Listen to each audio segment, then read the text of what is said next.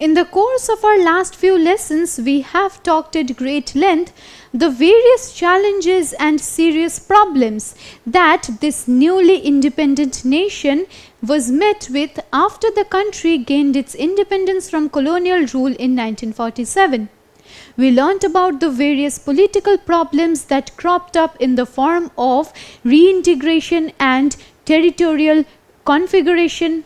At the same time, we also learnt about the economic problems that the country was enmeshed in. We learnt how several economic programs and policies were implemented to pull India and the Indians out of a state of poverty and financial crisis. India has been independent for more than 70 years. And so it is imperative on our part to know whether the country India continues to follow the ideals that have been enshrined in the Indian Constitution 70 years on. So let us now begin this discussion on the nation 70 years on as we see it today. India is characterized by plurality and diversity in the truest sense of the terms. People from various religions, various ethnic communities, various races, various small linguistic communities stay here. They stay here in a state of coexistence and harmony. All these people are bound together by just one binding factor, and this is that they are the citizens of United India. So despite being multilingual, multi-religious, multi-ethnic, India still stands united. And it seems as if Indians go by the idea, united we stand, divided we fall. Now initially in its earlier stages, when India was rife with different kinds of political issues, when separate linguistic and ethnic communities were wanting to have their own states, many foreign powers had commented that India would not be able to sustain itself in the longer run. India would fall apart. But this country and this country's masses have proven all those voices wrong, because this country is still united. People from different religions, different ethnicities, different races, different castes and communities stay here together. India has managed to retain its independence. India has managed to retain its united status. India has not fallen apart like Pakistan. We learnt that when India was divided from Pakistan following the partition of 1947, Pakistan was divided into two halves, which were the West Pakistan and the East Pakistan.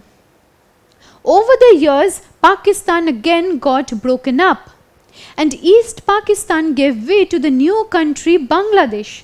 So Pakistan was divided, but India managed to retain its unity and independence. Today, India is the largest democracy in the world. In fact, the Indian Constitution is the longest in the world.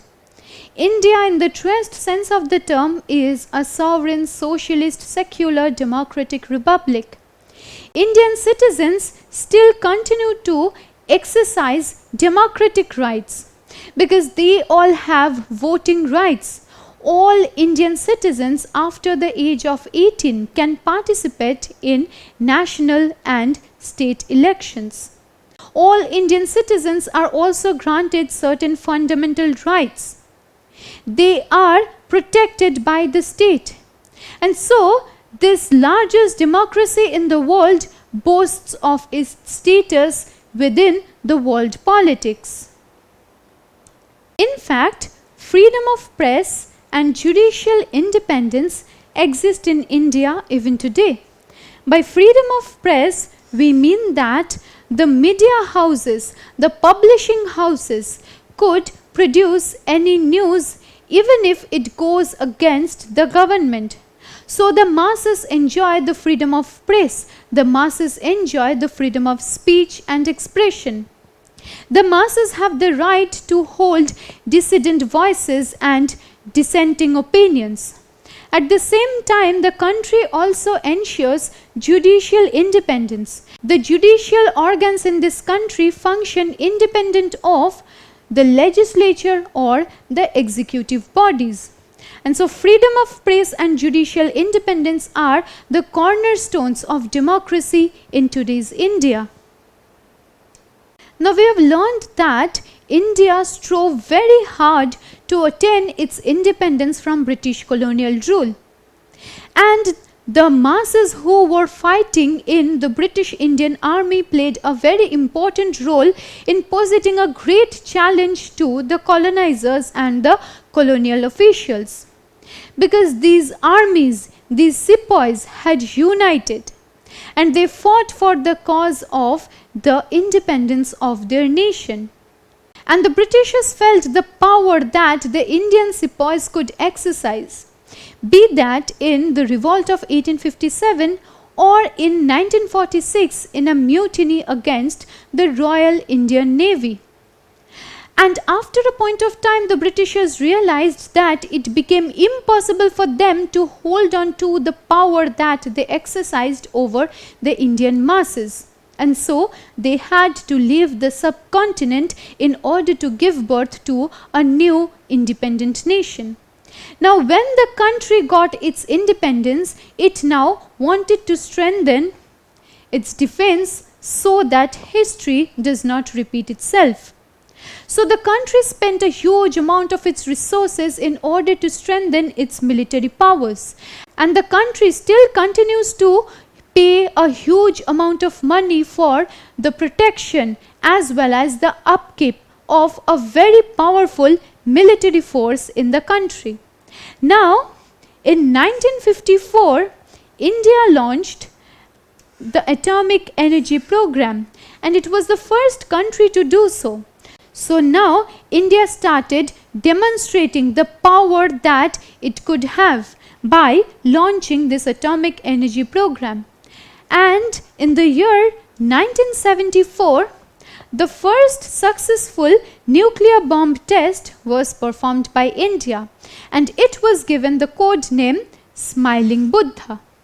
With this, India now became a part of a list of 5 nuclear powered nations. So India was now slowly beginning to make its presence felt in world politics. Now, before proceeding with this lesson, let me ask you a question. What code name was given to the first successful nuclear test operation in India? Was it called Operation Shakti, Smiling Buddha, Operation Polo, or Operation Vijay? Well, the correct answer is Smiling Buddha. This was the code name given to the first nuclear test operation that was successfully conducted in India. So we are talking about the achievements that India have gathered over the years in the field of making its military power felt. And today, India boasts of having the second largest military force and the largest voluntary army in the whole wide world. Indian army is very powerful and it is seen as very strong by the opponent forces. Likewise, India also wanted to ensure scientific developments in the country. We learned that industrial developments in the country were happening during the implementation of the various 5-year plans. At the same time, scientific developments were also very important in order to help in the progress of the country's sciences. The ISRO, which is the India Space Research Organization, the Indian Space Agency, was established in 1969. And since its establishment, it has launched various successful missions till date. Let us now briefly mention some of those successful missions which have been launched by the ISRO. In the year 1975, India launched its first space mission which was native, and this was called Aryabhatta. Aryabhatta was launched in 1975, and this spacecraft was in the space for 17 long years till it re-entered Earth in 1992. And then we have Chandrayaan-1. The Chandrayaan-1 was a lunar probe that was launched in 2008, and it reached the moon. And then one of the most successful missions of the ISRO is the Mangalyaan. This was launched in 2013.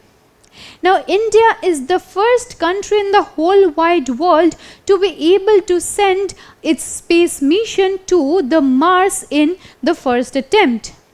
And you will be surprised to know that this project of the Mangalyaan was done on a very low budget of just rupees 450 crore. So these are some of the many achievements that the ISRO boasts of today.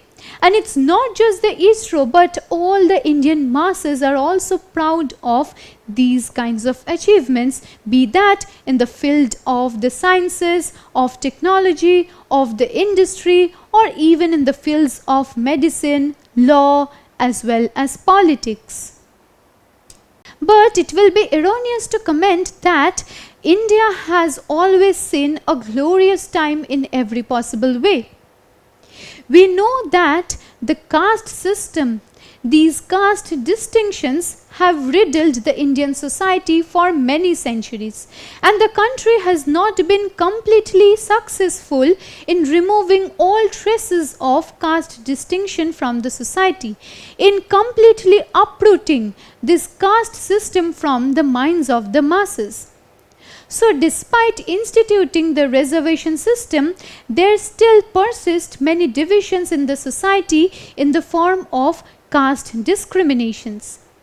And the Dalits face violence and discrimination. Almost every other day we find on our newspapers news on violence and discrimination meted out to the Dalits as well as other lower caste members. So these lower caste members still continue to remain oppressed in ways more than one. Then there also take place clashes between different religious groups in several parts of the country. Now, the preamble to the Indian Constitution states that India is a sovereign, socialist, secular, democratic republic. And this idea of secularism means that all religions in India would be treated equally. There will be no one state religion that will be given precedence over other religions.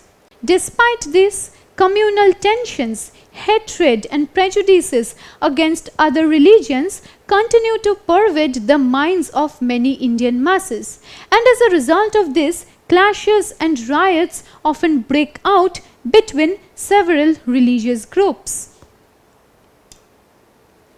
Then over the years, the gulf between the rich and the poor has only grown and not subsided. This is because some sections of the Indian population are very wealthy and affluent. We know that some of the top industrialists of the world hail from the country. At the same time, there are a whole lot of people who live below the poverty line, who go to sleep hungry, who do not have the means to feed themselves, let alone having a healthy and good life. This image here is of the Dharavi slum in Mumbai. It is one of the largest slums in entire Asia. And this one image shows you the gulf that exists between the rich and the poor. Here you can see how so many houses are cluttered together in the slums. And these people in the Dharavi slum live absolutely deplorable and miserable lives because they do not have proper sanitation, proper hygienic conditions in these houses in the slums. But in the backdrop of this picture, we can see very high-rise tall buildings. So here some people get to live in these high-rise buildings, while on the other hand, too many people are cluttered together in the same house in these slums. So this is how the gap between the rich and the poor keeps on increasing in India. This now brings us to an end of our discussion on this series of lessons on India after independence. Now in this series of lessons we have talked at great length the various problems that this country was met with immediately in the wake of its independence. We learned how the country was riddled with political issues, with the issue pertaining to the division of power, with various economic issues. And the Constitution of India has played a major role in alleviating many of these problems, in providing solutions to these problems. But that is not to say that the Indian state has been completely successful in removing the traces of all kinds of problems and evil practices from the country. So what we can understand from this is that the Indian Republic has not been a complete success, but it has not been a failure either. Because the Indian Republic is still in the process of growing. It has emerged as an important part of global politics. It has made its presence felt to its neighboring countries. And well, all we can hope for is development of this country called India. Don't forget to subscribe to our channel and hit the bell icon. You can also register for free at DeltaStep.com or download the DeltaStep app to learn one-to-one with our amazing teachers or to get access to all our 5,000 plus amazing videos as per your school syllabus. Master each topic with our adaptive practice technology. Get million plus questions with step-by-step solutions and unlimited mock tests. Get all your doubts resolved instantly. Learn via games and win amazing prizes like PlayStations and iPads. So at DeltaStep, learning is not just fun and easy, it's rewarding too. So register for free now.